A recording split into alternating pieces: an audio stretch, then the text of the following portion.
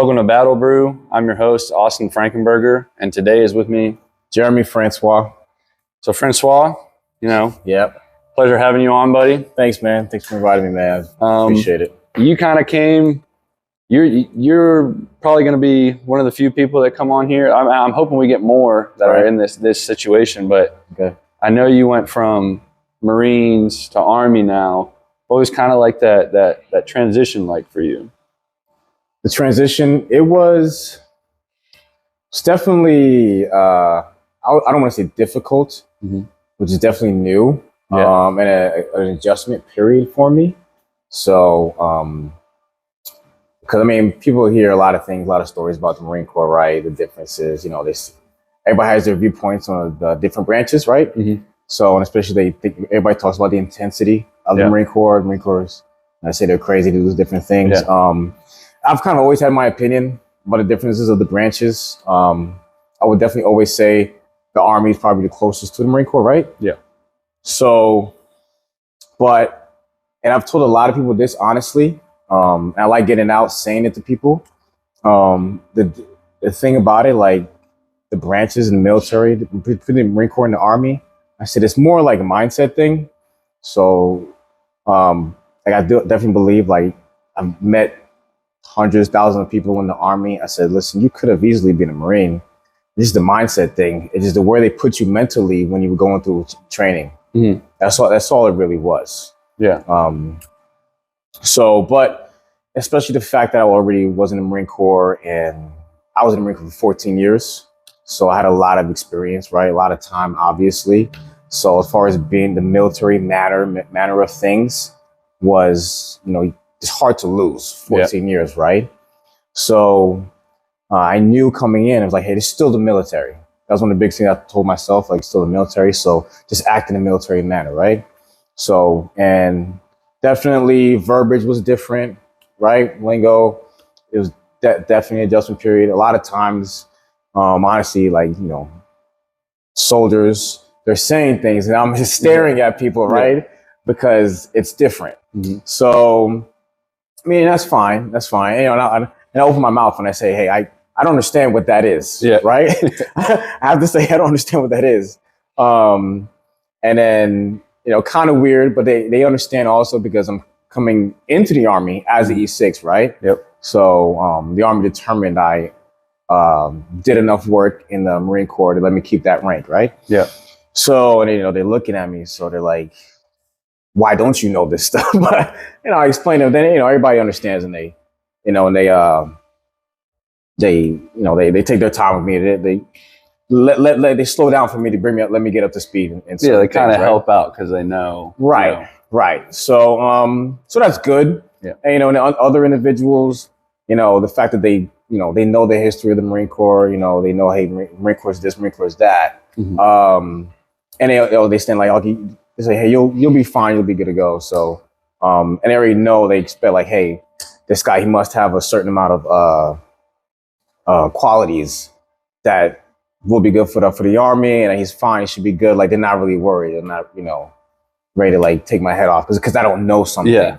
I think they definitely realize that I know, like, hey, like, eventually I'll pick it up. So I always believe, like, being in the military period, like, hey, you got to be fast learner, right? So, because let's be serious, like, being in the military period, no matter what branch, like, it's only a matter of weeks of training to, like, change your whole view of looking at life and then coming in and changing things. So just across the board in any branch, you're like, hey, your life just changed in 8 weeks, 10 weeks, 12 weeks, whatever your initial training time period was. So things just got different, but you learned, you adjusted, and you made it, right? So everything, and then from there, I just looked at that as like the catapult to everything you do in your entire career. So I was like, it's big, big adjustment, time period, changing branches at this point in my career. But I said, hey, like, I've adjusted so many different times before. So I was like fairly confident I can do it. So it was just a matter of things, learning different things. So, but the part like transitioning, it's not been that hard. Honestly, but if that's like a real answer, it hasn't been that hard. So Yeah, Hasn't been that hard. You went from saying "oorah" to "hua." Right? What's when you first heard the term "hua," and you know you had yours, but when you first heard that, were you kind of like thrown off by it because you're so used to hearing one, and now it's the other? Kind of like you hear it and you're like, what is that? Like, Yeah, for sure.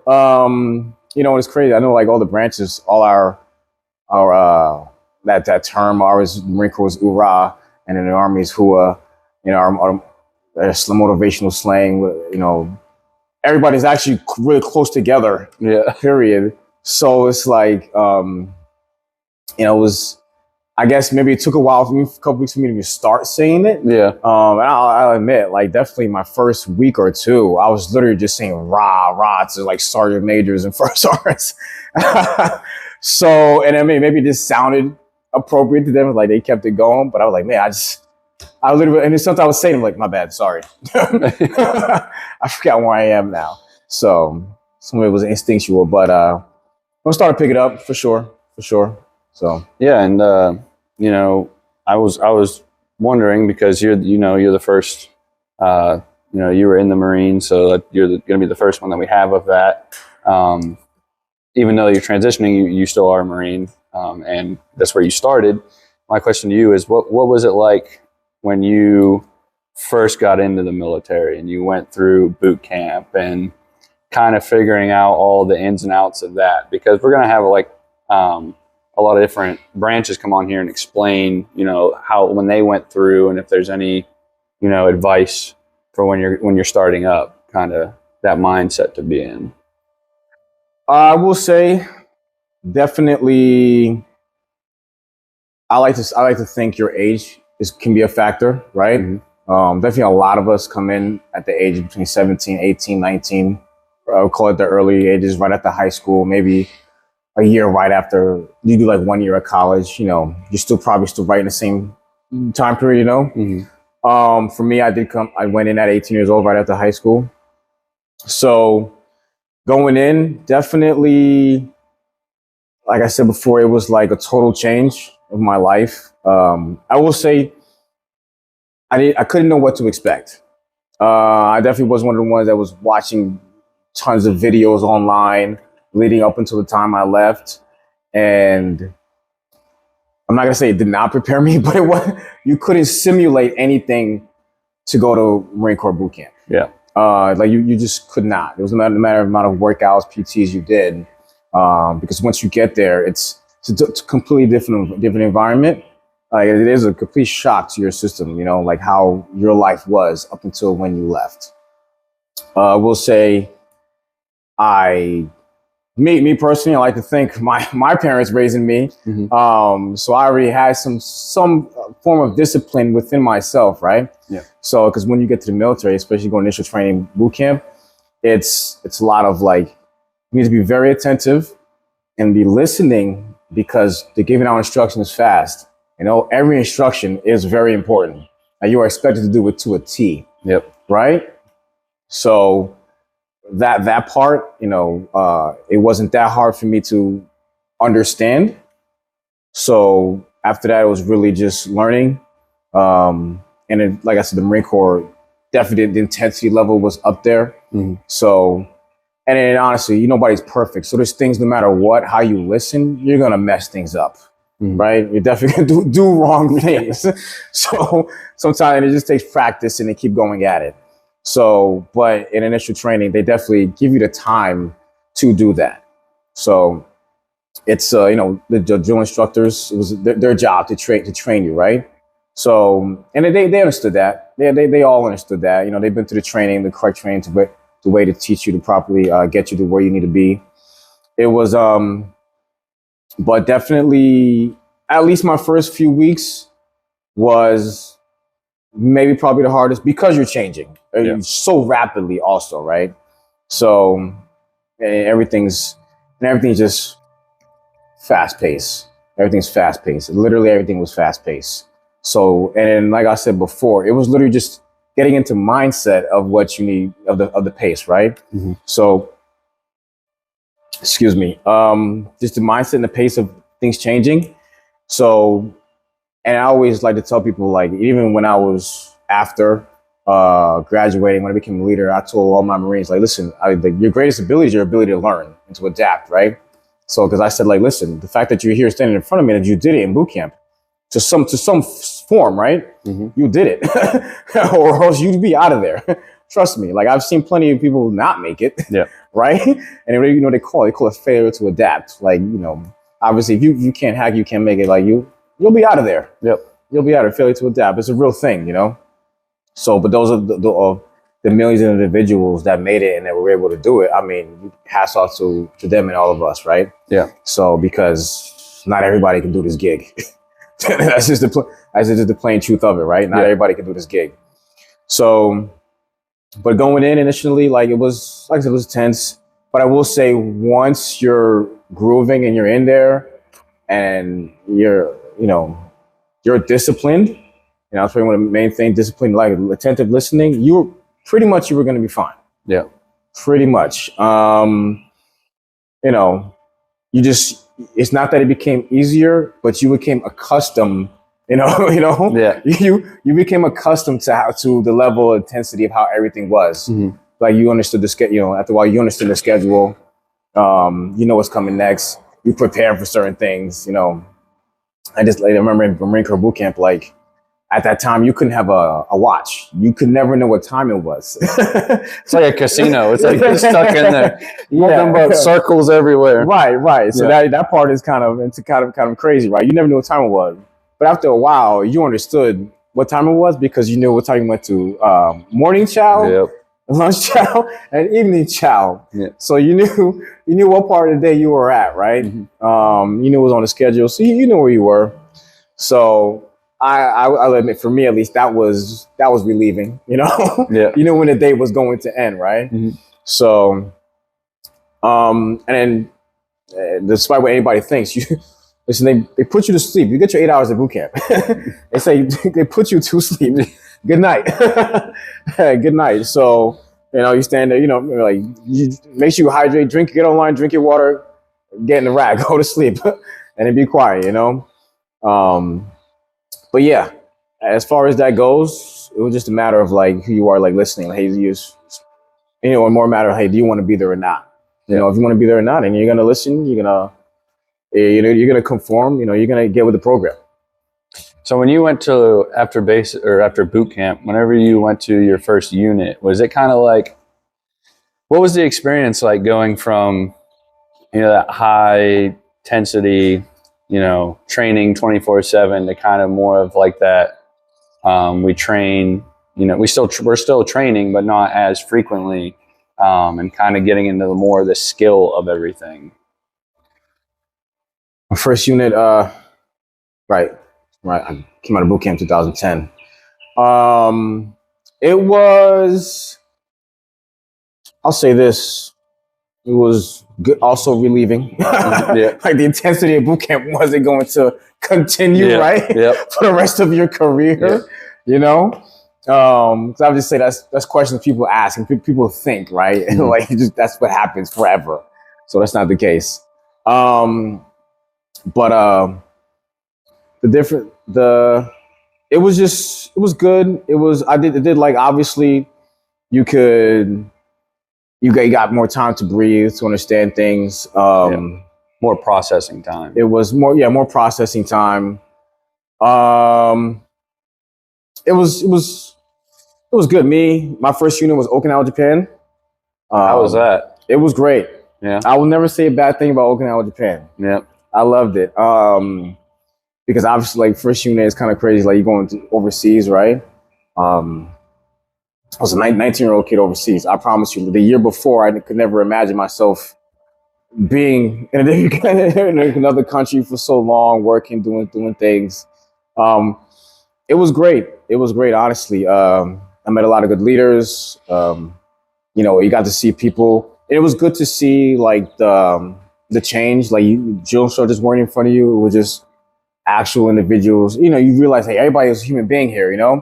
And you can see what you can aspire to be. Because, like, hey, like, you see your sergeant, staff sergeants, like, hey, like, one day I'm trying to get there. You know, they're obviously living their lives. They're still being who they are, but they have they're ranking up, they're working, they're skillful, they know their job, and have a professional career.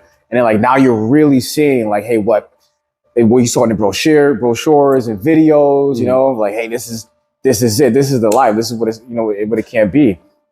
Like I remember the recruiting videos where they said like, you're gonna work, do your skill, and in your off time, we have a great one, you're on the beach, you know, with family time.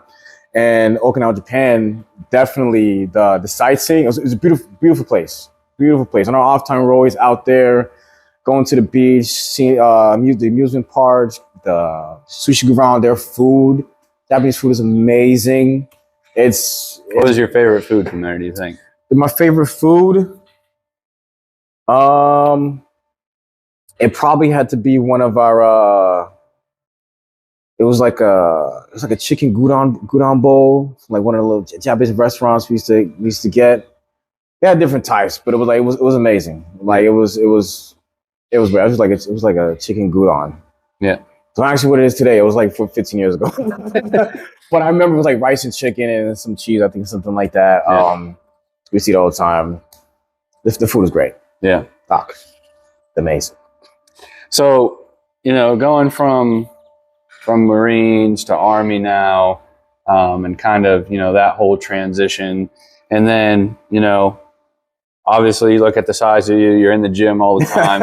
Yeah. How would you say soldiers to keep motivated to be, you know, staying in shape? Not even, you know, to be as big as you, obviously, but just staying in shape and being, you know, not just the standard, but, you know, a little bit above, to keep themselves, you know, from falling short. I would say, as far as that goes, motivating yourself like that, it's one for one, like you gotta want it, right? Mm-hmm. You gotta want it. I think I've always told individuals, my Marines in the past, like, remember why you got in the gun club, right? Mm-hmm. Like, remember why you got in the gun club. Remember what you're here for. Remember what you're doing, right? There's that. Like, you gotta remember like what you were working for. Like there was a goal you set to come in here. Mm-hmm. Like, and there's no way, you know, getting in shape or staying in shape, whichever one, there's no way that wasn't one of them. I don't care what you thought. There's no way you didn't see and said to yourself, like, I plan to not work out when I was in the military, not to be in shape. Because you knew you know what I'm saying? It's the military. So you knew that. You wanted to be better. You know, there was part of you at some point that you wanted to be better, right? So I always tell people, like, remember yourself when you first came in, right? Remember who you wanted to be. Like, you hold on to that.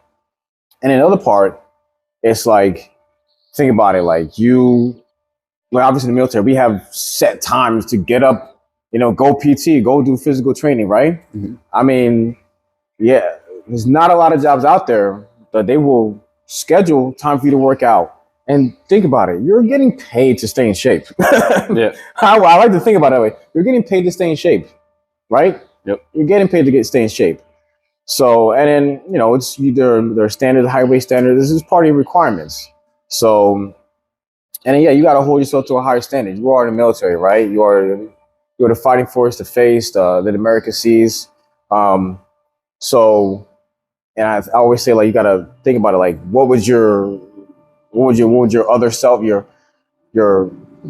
younger self say to yourself? Like, say you're getting out of shape, or you're looking bad, you know, or whoever you have back home, your family, right?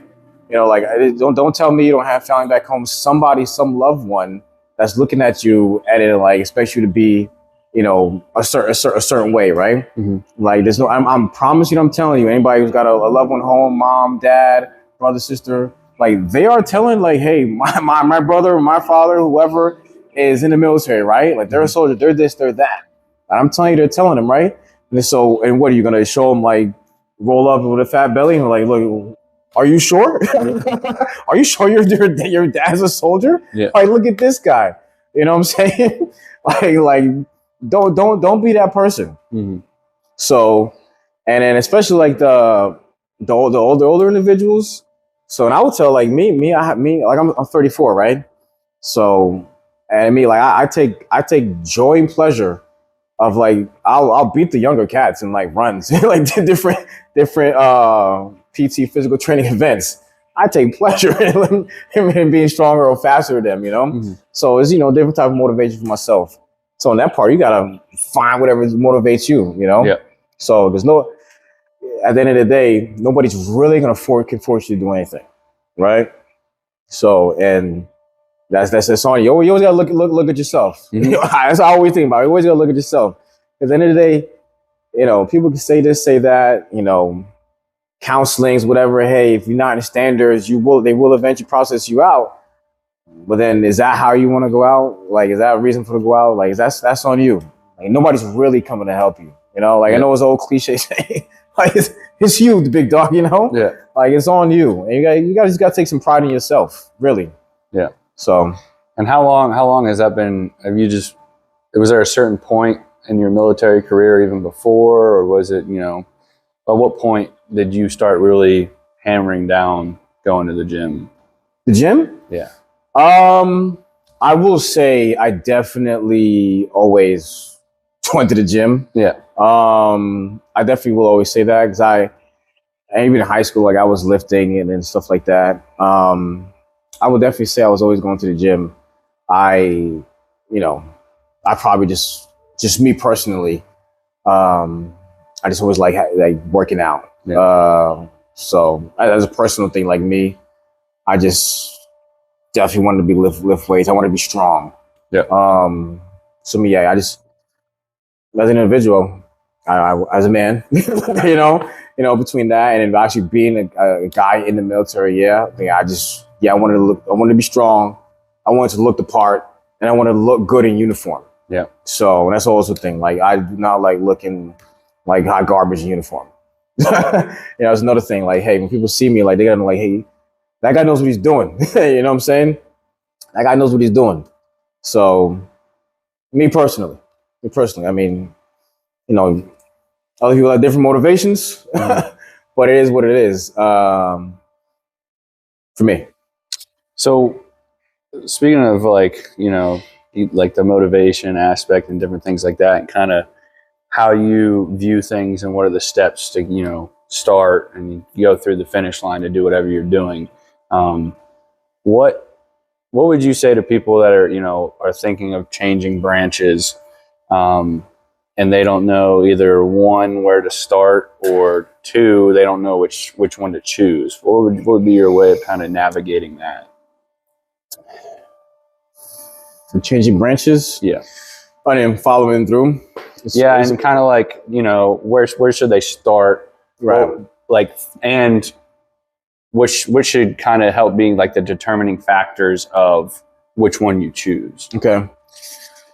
I'm glad you brought that point because I remember we do have somebody else in our living space that also transitioned right from the Marine Corps to the Army, and we actually discussed this, like how a lot of people say they're going to switch or come back in and do it, or transition, and never follow through. Like we talk about like how many people don't actually finish the process to to make it to the other side.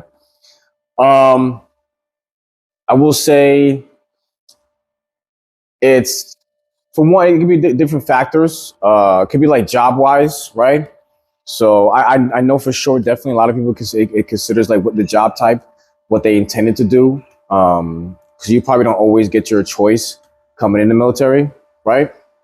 And that's only because, I was a recruiter. I'll never say it's somebody else's fault, because there's a test, and if the test is on you, at least there's some level of test lets you know, hey, where you're at, and it determines like what jobs you qualify for, right? But definitely, and availability, right? Yeah. Availability. Sometimes it's simply a thing of like location, right? The different branches have different bases, different places around the United States and around the world, right? So you have those things. So sometimes it depends like where you want to end up. Your end goal, right? Your end goal, meaning like after the military, like a lot of people have, big dreams, big aspirations for their careers, even when they're done, whether short enlistment, long-term enlistment. So sometimes depending which branch has the correct program you want to do, because it leads right into where you eventually want to end up. Mhm. So that's a big determining factor. So those individuals, especially, you do the homework, right? Obviously, you find out where to go, and then, you know, being in one branch and then having to go to another. I mean, it's not like, it's obviously not impossible. It's doable, and it's not bad. Like, especially like once you're in the military, like it's easier to obviously access information and then get to where you want to be, right? So, and as far as like getting all the way through, probably it's just about you, like once you make your plan and then just following it, and then really there might be hiccups along the way. Like prepare for hiccups, for things to stall. Yeah. Prepare for that, right? Definitely prepare for that, and then just stick to it. Like don't really take it. I would recommend, like, don't really take it as like, hey, you know, maybe this is not for me. You know, like I always believe, like, hey, you got a dream, you got a goal. Like this was your end state. Like, you know, go get it. Like go be there. You know, like let's say you didn't pass the test, you were denied for this. You didn't meet the requirements. Okay, so figure out why you didn't meet the requirements, right? Like if it's something you can change, figure out how to change it, and then go try again next year or the next time they open up the process for individuals to switch over or get there. So like everybody heard the stories, like how like Navy SEALs, right? How people never make it through the initial training. Eventually, you got to try again. You know, you fail the PT test here, but they come back. I mean, what's wrong with that? Yeah. I mean, like really, like honestly, like what's wrong with failing? As far like what's wrong with failing? Go figure out how to fix yourself and get back in there. Like for me, I love the whole cliche people thing, but like, and especially when I tell you, like, you fail, like something messes up, you better learn something from that failure. Yeah. Like you better learn something from it, figure out how to make yourself better, and then go get to where you want to be. So listen, if you somewhere you want to be, listen, get there. Yeah. Like, what do you have to lose? What you got to lose? Just the way I look at it.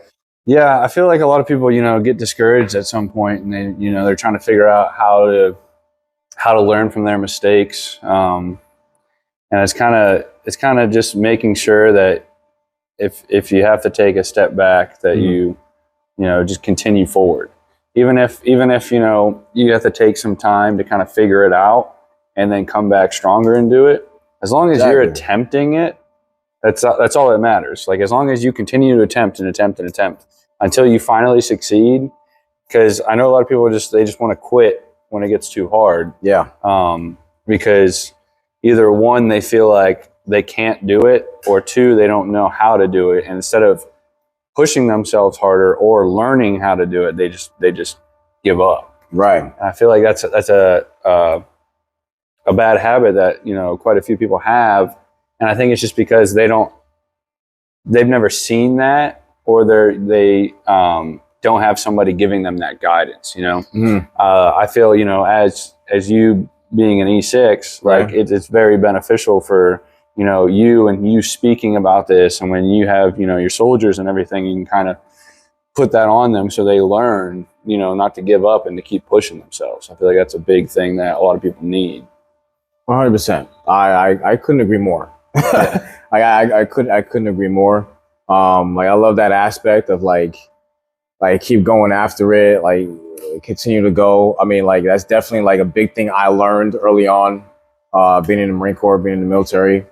So, and I definitely attest the military for it. Like I learned, I learned that I have the capability to, like, in case like when I do fail and I can do something, but I figure out how to make myself better, and I come back and I accomplish it.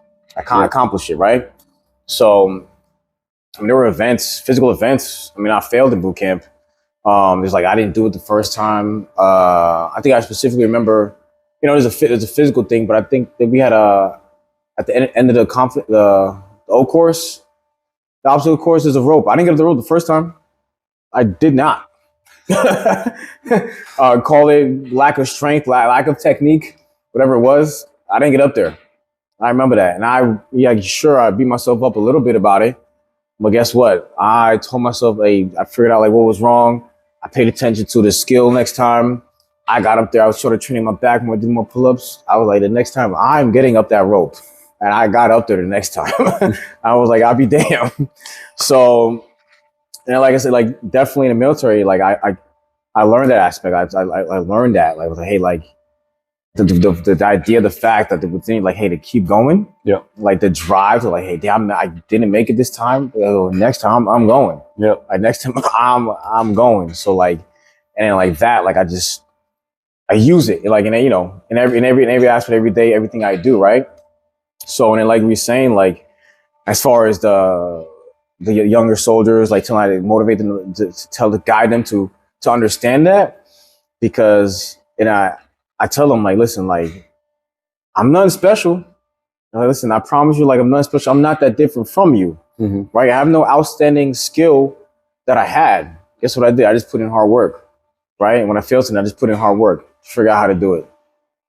Yeah, that's all it was, you know. And I said, like, listen, some people have different battles to go through. Some people have different starting points. So you just figure out where yours is and then work from there.